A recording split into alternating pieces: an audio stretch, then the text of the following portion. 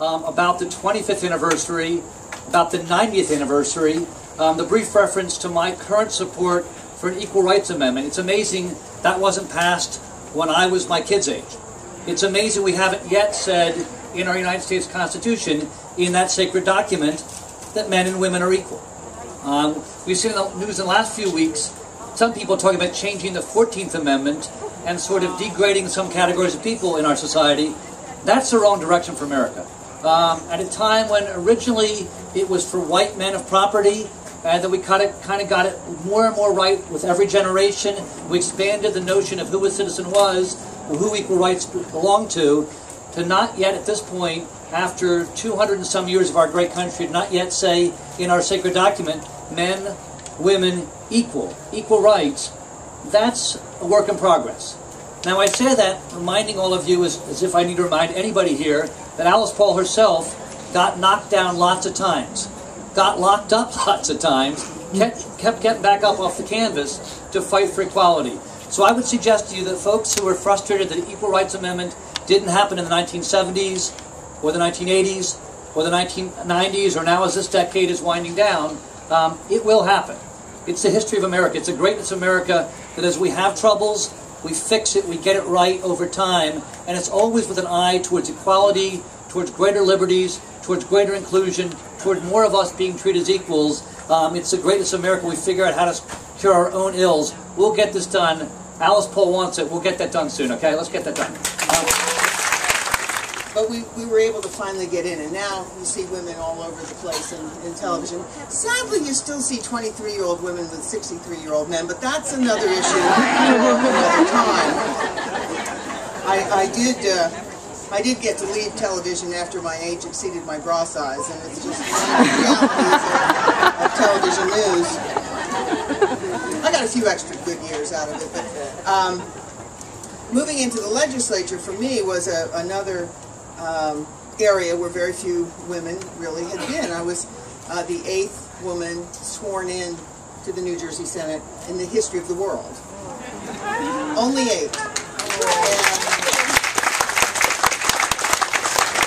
And when you think about it, that's pretty ridiculous. But let me tell you about the first woman sworn into the New Jersey legislature. She happened to be African American. She came from Newark, very bright, just the kind of woman that you would want leading you wherever you were going. She was elected to the Senate, and the men looked at her and said, "There aren't any seats available." And she sat on the windowsill in the Senate for 2 years. They didn't give her a chance. She was reelected, and they finally realized, oh, I guess she's going to be here for a while, so they gave her a desk.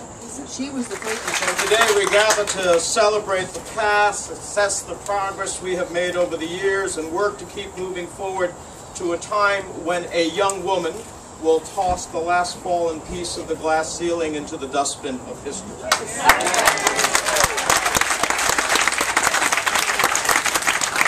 Women's Equality Day at Paulsdale has been an annual event, but of course this year is unlike any other. August 26th, a few days from now, will mark the 90th anniversary of the passage in 1920 of the 19th Amendment to the Constitution. It marks the 25th anniversary of the Alice Paul Institute, not to mention the induction of Alice Paul into the New Jersey Hall of Fame, as well as the release of the first biography of Alice Paul by Mary Walton. In 1923, on the 75th anniversary of the Seneca Falls Convention, she announced that she would work for an amendment that she called the Lucretia Mott Amendment, unequivocally stating that, quote, "Men and women shall have equal rights throughout the United States and every place subject to its jurisdiction." That amendment became the Alice Paul Amendment, introduced in every session of Congress until it passed in 1972. It was perhaps her greatest legacy. In its final form, it read, "Equality of rights under the law shall not be denied or abridged by the United States or by any state on account of sex." Ultimately, Congress extended the deadline for ratification until 1982, but it fell 3 shorts vote of ratification. So let me close by saying, as a member of the United States Senate, I would put my name to any effort to repeal the time limit of the original bill, and I would campaign with all of you to ratify the Equal Rights Amendment.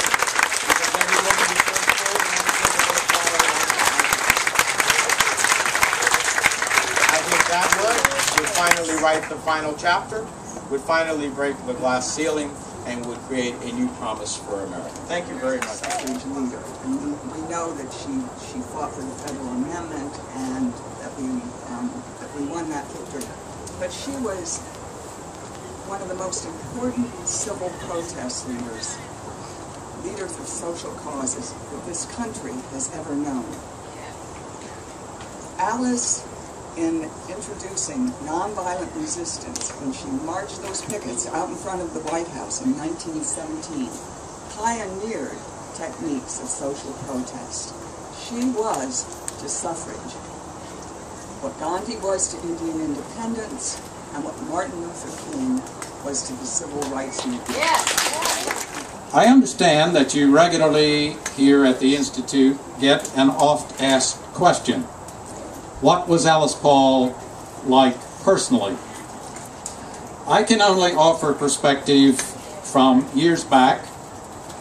I found the suffrage and ERA champion disciplined, focused, dedicated, passionate about her cause, forceful, firm and resolute, all business, a woman of strong inner strength.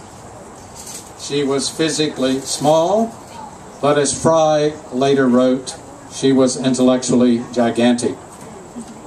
She was not given to small talk, especially to young graduate students.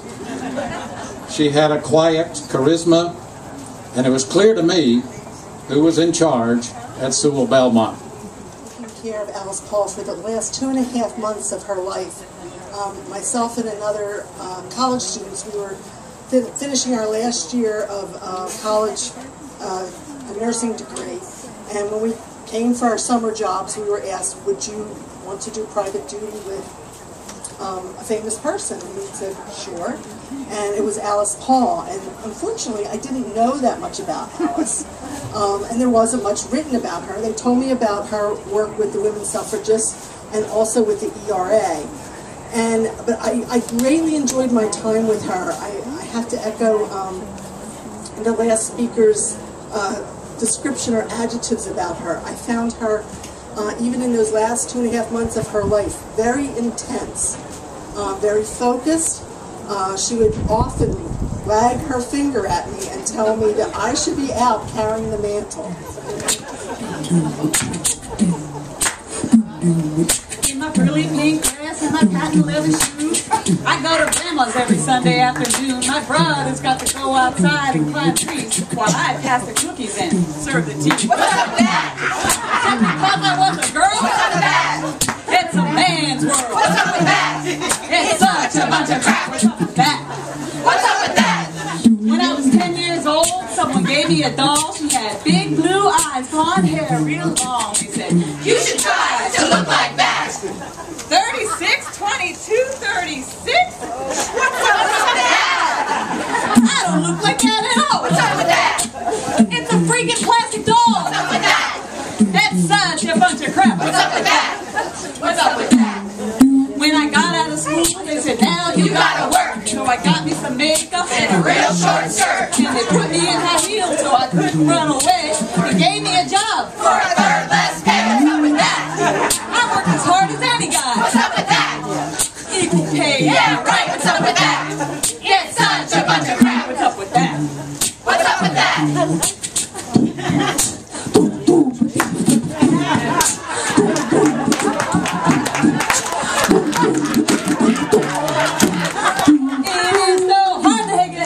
Misogynistic world. They say I've done all right. When a man climbs a ladder, he's successful and rich. When a woman does it, she's a temperamental.